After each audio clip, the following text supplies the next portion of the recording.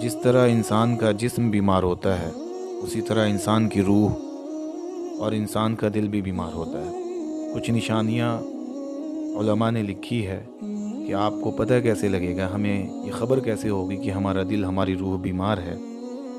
پہلی علامت، پہلی نشانی یہ ہے کہ جب انسان آخرت کے مقابلے دنیا کو ترجیح دینے لگے، یعنی وہ چیز جو ختم ہونے والی ہے ان چیزوں کی ویلیو انسان کی نظر میں بڑھ جائے ان چیزوں کے مقابلے میں جو چیزیں ہمیشہ رہنے والی ہیں۔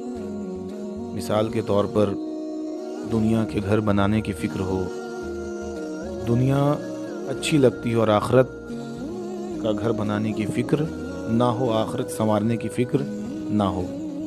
دنیا میں عزت کی فکر ہو کہ دنیا میں عزت مل جائے اور آخرت میں عزت کی فکر نہ ہو۔ دنیا میں آسانیاں مل جائیں، دنیا کی آسانیوں کی فکر ہو اور آخرت کی آسانیوں کی فکر نہ ہو، تو سمجھ لیں کہ ہمارا دل بیمار ہے۔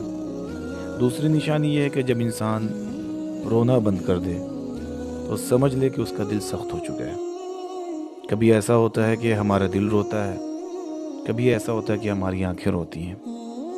دل کا رونا آنکھوں کی رونے پر زیادہ فضیلت رکھتا ہے، ضروری نہیں کہ آپ کی آنکھیں روئیں۔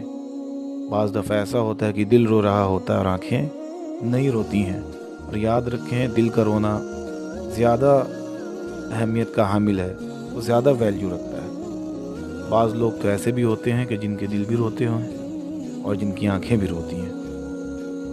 اور تیسری علامت یہ ہے کہ انسان لوگوں سے ملنے کی تمنا کرے مگر اللہ سے ملنا اسے یاد ہی نہ ہو، تو سمجھ لے کہ اس کا دل بیمار ہے، اس کی روح بیمار ہے۔ لوگوں کے ایک دوسرے کے ساتھ تعلقات ایسے ہوتے ہیں کہ لوگوں کو ایک دوسرے سے ملنے کی تمنا ہوتی ہے، نہ ملتے ہیں، ان سے ملاقات نہیں ہوتی ہے تو ان کا دل اداس ہوتا ہے، ان کا انتظار رہتا ہے، مگر ان کو اللہ کی ملاقات یاد نہیں ہوتی، اللہ سے ملنے کی تمنا نہیں ہوتی۔ جب یہ چیزیں ہمارے اندر آ جائیں تو سمجھ لیں کہ ہمارا دل بیمار ہے۔ ایک نشانی یہ بھی ہے کہ جب انسان کا نفس اللہ رب العزت کی یاد سے گھبرائے اور مخلوق کے ساتھ بیٹھنے سے خوش ہو، یعنی جب انسان اللہ کو یاد کرنا چھوڑ دے اور لوگوں کے درمیان اس کے تعلقات اچھے ہوں، لوگوں کے ساتھ وقت گزارنے میں اسے خوشی ملتی ہو، اس کا مطلب یہ ہے کہ اس کا دل، اس کی روح بیمار ہو چکی ہے۔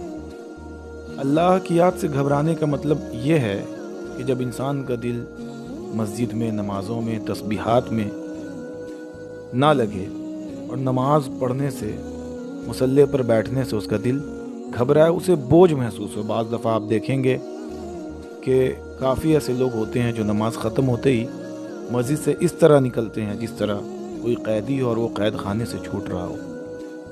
آپ دیکھیں کہ انسان کا دل اللہ کی یاد میں کتنا لگ رہا ہے۔ جو انسان اللہ کی یاد، اللہ کا ذکر کرتا ہے، اسے جائے نماز پر، مسجد میں، مصلی پر اس طرح سکون ملتا ہے جس طرح بچے کو اپنی ماں کی گود میں سکون ملتا ہے۔ وہ اس طرح خاموشی اور سکون کے ساتھ بیٹھا رہتا ہے جس طرح ایک چھوٹا سا بچہ اپنی ماں کی گود میں سکون سے بیٹھا رہتا ہے۔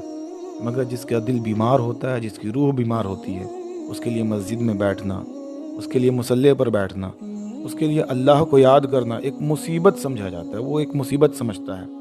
وہ سلام پھیر کر مسجد سے بھاگ کھڑے ہوتے ہیں۔ اور کئی تو ہمارے بھائی ایسے بھی ہوتے ہیں جو مسجد میں آنے کے لیے بھی ان کا دل آمادہ نہیں ہوتا، انہیں مسجد میں آنا بھی ایک بوجھ سا محسوس ہوتا ہے۔ ہمارے اندر جب یہ چیزیں موجود ہوں تو آپ سمجھ لیں، ہم سمجھ لیں کہ ہمارا دل بیمار ہے۔